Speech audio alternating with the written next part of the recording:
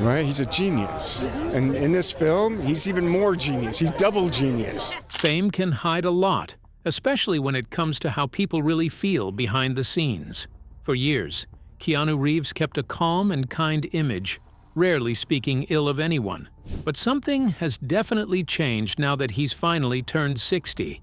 A recent interview has fans stunned, as Keanu finally revealed someone he couldn't stand during a major part of his life. Who could it possibly be after all these years of silence? Join us as we break down Keanu Reeves' surprising confession and the story behind it. A life of turbulence. When Keanu Reeves was born on September 2, 1964, in Beirut, Lebanon, no one could have predicted how turbulent his childhood would be. His mother, Patricia Taylor, came from England and worked as a costume designer. His father, Samuel Reeves, had Hawaiian and Chinese roots and worked as a geologist. On paper, it seemed like a creative and cultured mix, but behind the scenes, things weren't so balanced. Keanu was just 3 years old when his parents split up. That single moment would shape so much of his early world. After the divorce, Patricia took Keanu and his younger sister Kim and moved away. From then on, life became a series of constant shifts. They moved from Beirut to Sydney, then to New York, and later settled in Toronto. The pattern was always the same. New schools, new homes, new father figures. Patricia remarried several times, and each marriage came with its own changes. Keanu never really had a steady sense of home or belonging. He was always adjusting, always starting over. While his mother tried her best to support them through her work in costume design, including jobs on film sets, his father vanished from his life.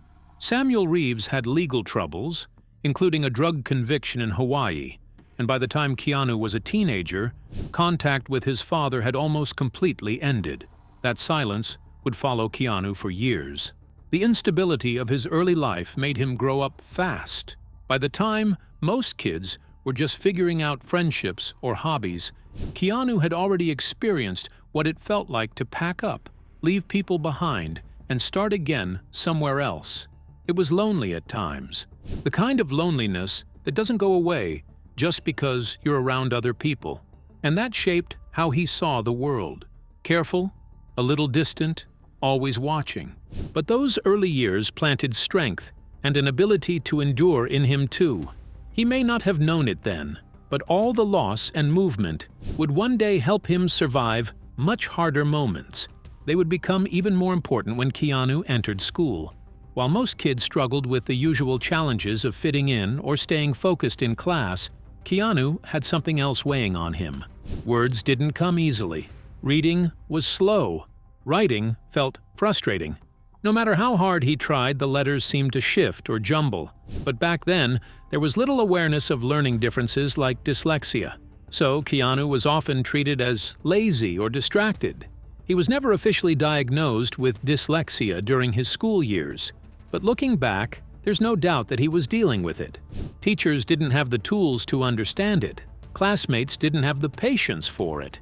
And Keanu didn't have the words to explain what was happening in his head. That made school a painful place for him, not just academically, but emotionally too. He felt like he was always lagging behind, like he was never quite enough.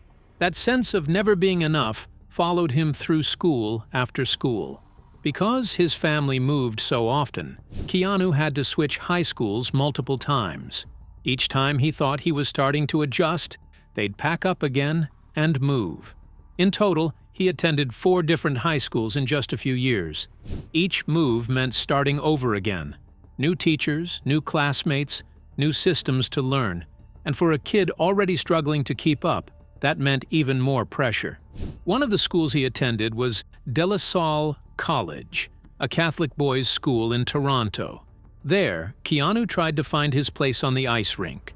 Hockey became an outlet. It was physical, fast, and didn't require reading from a textbook. He played as a goalie and was actually quite good. At one point, he even dreamed of playing professional hockey for Canada. But even that didn't stick for long. Injuries and shifting interests pulled him in other directions. What stayed with him, though, was the feeling of being different, not just because of the learning challenges, but also because of how he saw the world. Keanu wasn't chasing popularity or attention like many other kids. He absorbed, but deep down, he felt disconnected. By the time he was 17, Keanu had had enough of the school system. He made the decision to drop out for good. It wasn't some dramatic rebellion. It was quiet, steady, and necessary. He didn't see the point in staying in a place where he constantly felt like he was drowning. He wanted something different, and something that didn't make him feel like he was failing before he even began. That decision would change his life, as it gave him a sense of control. For once, he was choosing his own path, and even though he didn't know what came next, he was ready to find out. That choice to leave school didn't mean Keanu suddenly had it all figured out. In fact, it left him standing at the edge of adulthood without a clear direction. But for once, he wasn't waiting to fit into someone else's system. He had always felt like a misfit in school, but out in the real world, he was about to learn that being different could sometimes work in your favor. Still living in Toronto, Keanu started testing the waters of performance. Acting had always held a certain pull for him. Maybe it was because his mother worked on movie sets and had friends in the industry. Maybe it was because performing let him become someone else, if only for a moment. Whatever it was, Keanu found himself drawn to it more and more. One of his first steps into that world came when he got a job with the Canadian Broadcasting Corporation. He worked as a youth correspondent on a TV program that focused on news and features for young audiences. It wasn't glamorous. He wasn't a star, but it gave him a taste of being on camera, speaking clearly and telling stories. And more importantly, it gave him confidence. From there, Keanu began auditioning for anything he could. Plays, commercials, TV shows. He didn't care what it was.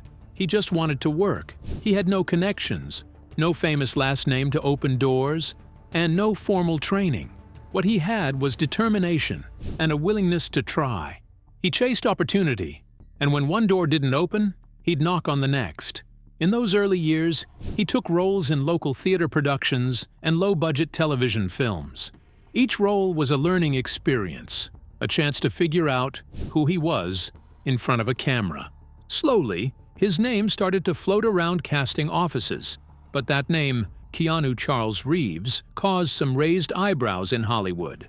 At a time when casting directors often looked for all-American, easy-to-market names, Keanu sounded unfamiliar, too ethnic, and too different. Some agents advised him to change it altogether. Suggestions ranged from Chuck Spadina to Paige Templeton III. These were names that sounded like something straight out of a bad sitcom. For a while, he even tried going by K.C. Reeves, but none of it felt right. Keanu didn't want to fake it. Not his name, not his voice, not anything. That refusal to shapeshift into Hollywood's expectations would become a theme throughout his life. Even when it cost him roles or slowed his career, he stuck to what felt authentic. And though the early jobs weren't headline-making, they were building blocks. They helped him grow, survive, and most of all, they helped him see that maybe, just maybe, there was space in the world for someone like him. But even with this new sense of direction, Keanu was still waiting for that moment that would finally push him into the spotlight. Breakthroughs and challenges. That moment finally arrived in 1986 with a dark, unsettling indie film called River's Edge. The movie was gritty, uncomfortable, and far from glamorous, but that's exactly why it worked. Keanu played a teenager named Matt, caught between loyalty to his friends and horror over a senseless murder. The role demanded something deeper than just looking good on camera. It asked for emotional weight, subtle reactions, and a presence that spoke louder than words. Keanu delivered. His performance stood out because it felt real. You could see the conflict in his eyes and the tension in his posture. Critics took notice. The film sent a message that Keanu Reeves had something that couldn't be taught. And just 3 years later, that something exploded into the mainstream with Bill and Ted's Excellent Adventure. This was comedy, full of absurd time travel, catchphrases, and teenage slacker energy. Keanu played Ted Theodore Logan, one half of a clueless but lovable duo that somehow ends up traveling through history to save their future. The movie was weird, lighthearted, and wildly original. And it worked. Audiences loved it. Kids and teenagers copied the speech patterns. Be excellent to each other became a pop culture mantra. Suddenly, Keanu was everywhere. He was funny, charming, and memorable. But with that fame came a label, as many people assumed that Ted was just an exaggerated version of Keanu himself. The airhead tag stuck unfairly, and it would take years for some to see beyond it.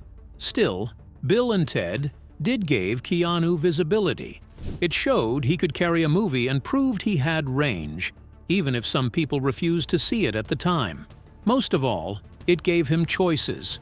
He wasn't just scrambling for auditions anymore. He was in a position to decide what came next. But even with two very different films under his belt, Keanu still didn't fully fit the mold. In interviews, he came across as sincere, almost shy. There was no Hollywood polish and no fake charm. He was just a guy who loved acting and didn't want to become someone else just to make it big. These breakthrough roles added a new kind of pressure. He now had to deal with how to keep momentum without losing himself in the process. Hollywood had its eyes on him, but that spotlight would soon test just how far Keanu could go without bending. And as he stepped into the next phase of his career, he would find that the road to fame was far from smooth. In 1991, Point Break and My Own Private Idaho, two wildly different films, came out. Both would shape Keanu's public image, but in very different ways. Point Break was pure adrenaline.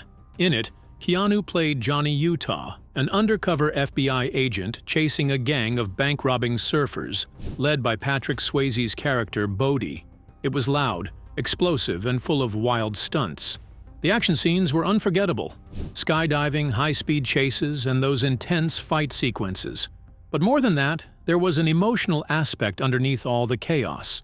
Keanu brought intensity to Johnny Utah, a mix of duty and curiosity that made the film more than just a typical action flick.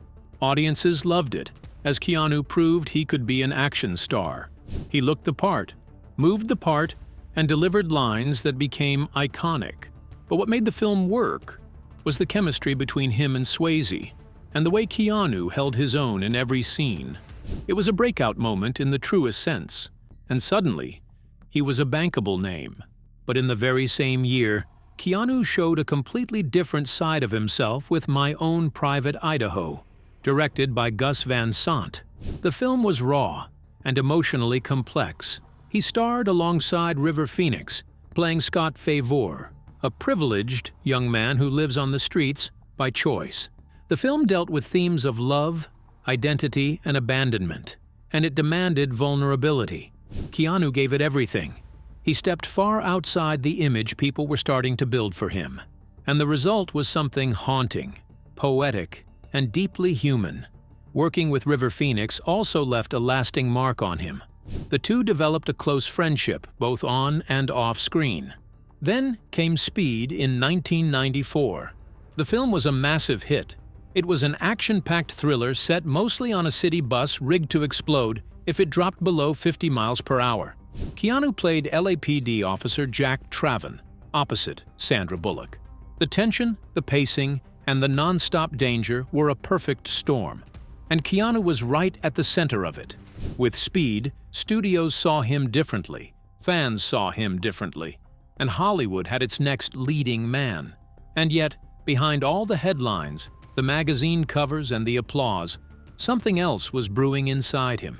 Because fame doesn't cancel out pain. If anything, it can make it harder to carry.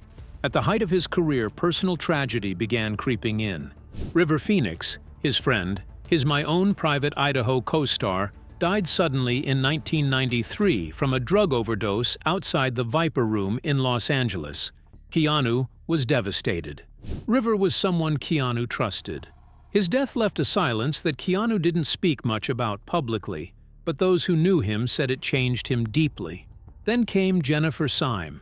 She was an actress and part of the music industry.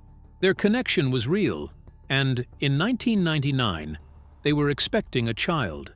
But joy quickly turned into heartbreak when their daughter, Ava, was stillborn at 8 months.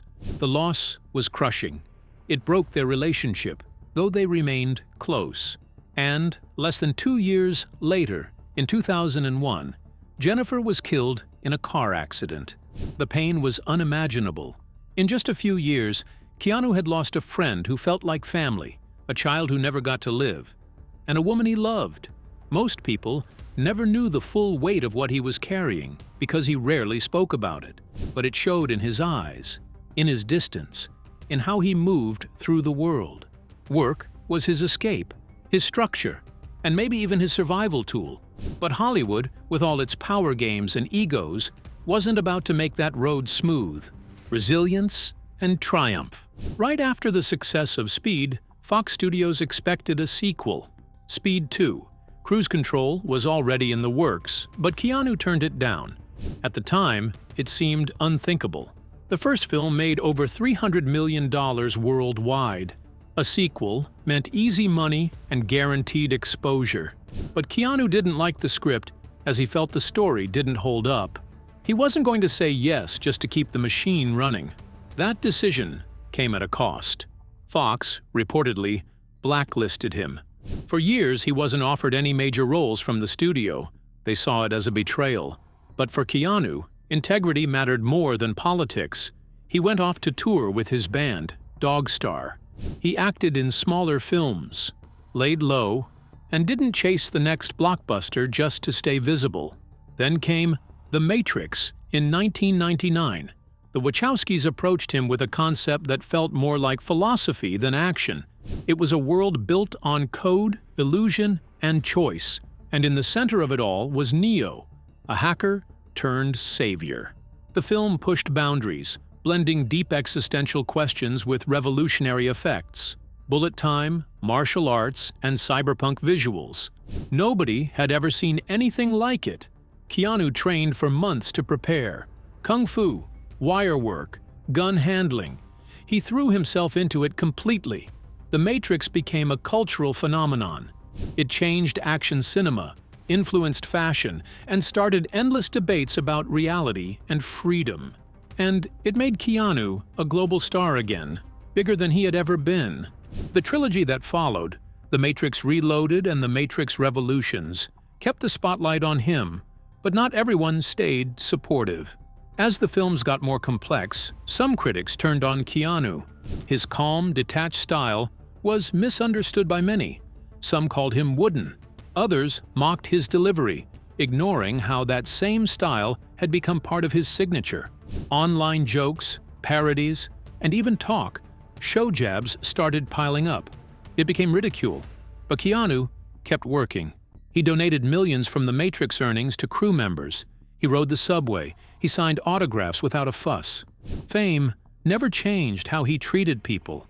Even when Hollywood's approval wavered, he never stopped being kind. Then, in 2014, Keanu shocked everyone again with John Wick. The budget was modest, and the story was simple. A former hitman comes out of retirement after his dog, his last gift from his late wife, is killed. But what followed was something no one expected. Keanu's performance was sharp, focused, and emotional without saying much. The action was brutal and beautifully choreographed. The character had layers: grief, rage, discipline, honor, and audiences loved it. Suddenly, a whole new generation saw Keanu differently. John Wick became a franchise. It gave Keanu a new kind of fame, built on respect. The people who had once mocked him were now praising his craft, his dedication, and his resilience. But behind the scenes, Hollywood was still a complicated place. Not everyone had been kind to Keanu on his way up, and not everyone stayed quiet on his way back. Because just when it seemed like the past had settled, old betrayals and new controversies began to resurface. One of the earliest betrayals came with The Watcher in 2000. Keanu had no plans to star in it. He never signed up for the role, never agreed to the terms, but somehow he found himself legally bound. According to Keanu, someone close to him had forged his signature on the contract, and because he didn't want to go through the long process of a legal fight, that would delay production and possibly hurt others working on the film, he went through with it. He acted in a movie he never wanted, never promoted, and never spoke highly of. That experience stayed with him. Keanu is famously private, but that betrayal made him even more cautious. It reminded him that Hollywood, while full of bright lights and red carpets, was also full of traps. People could smile at you in public and lie to your face in private. And sometimes, the worst wounds didn't come from strangers. They came from people you once trusted. Then, many years later, another unexpected jab came. This time, not from a producer or a studio, but from fellow actor Matthew Perry. In his 2022 memoir, Perry mentioned his grief over River Phoenix's death and wrote, "Why is it that the original thinkers like River Phoenix and Heath Ledger die, but Keanu Reeves still walks among us?" The comment sparked outrage. Fans were furious. Keanu had done nothing to deserve that kind of attack.